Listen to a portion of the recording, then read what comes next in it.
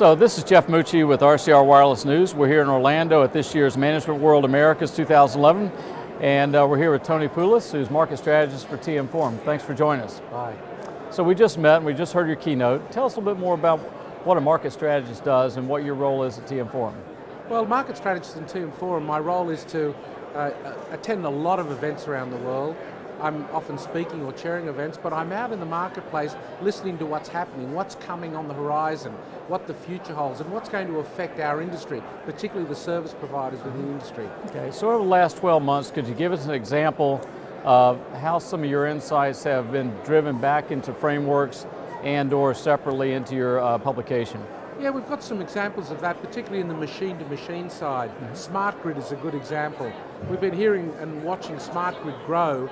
Outside of the US, it's a lot slower, so you probably don't notice it as much. But smart grid, the utilities have decided that they would like to do their own communications with the devices until they start to get down to do the work and discover they probably need help from the communications industry. Yeah. So in one of this morning's panels, you had a software guy, you had NSN, and you had Accenture. Yes. And you asked a question about who's really driving the innovation, the carriers or the suppliers. What's your take on who's driving the most innovation? Well, I think it's pretty fair to say that a lot of the innovation is coming from outside of the operators. They're pretty busy trying to keep going, they're transforming their own businesses, they're moving to all IP networks, they're coping with the data tsunami. Innovation in terms of new products and services, I think is probably being led outside.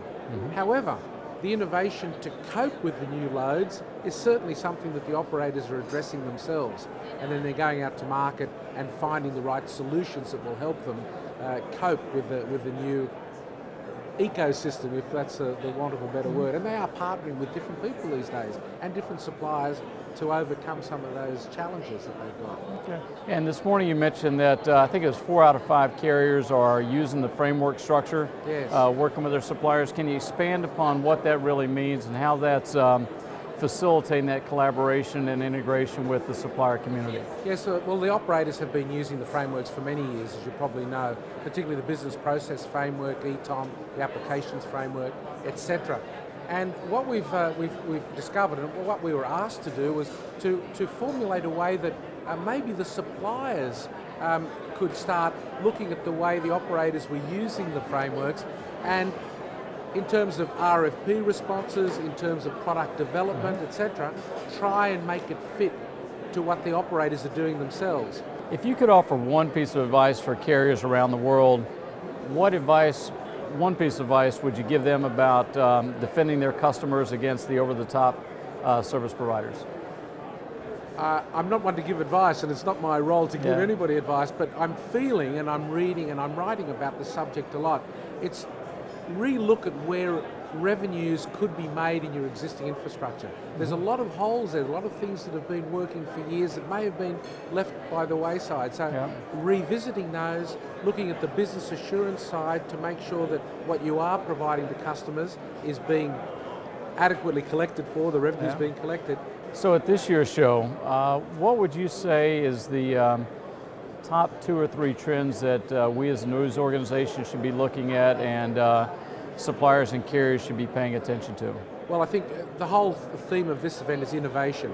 We're watching where the innovation is coming from, and we're trying to grab it and give it back to the members and say, look at what people are doing. The idea that the Europeans and Americans are leading the world in innovation has to be changed. There's a lot of developing countries, particularly in Latin America, Asia, and even the Middle East and Africa, that are developing new products and services that we wouldn't have thought would be successful. Okay. So this morning, AT&T, David Haight talked about the MDM space and the embedded devices. As you look around the world, which countries or which regions are adopting, perhaps more quickly than the US carriers, MDM, mobile devices, vertical markets? I don't know if you can say that any one country or market is doing it faster than the US. A lot of countries, a lot of markets are at about the same stage at the moment.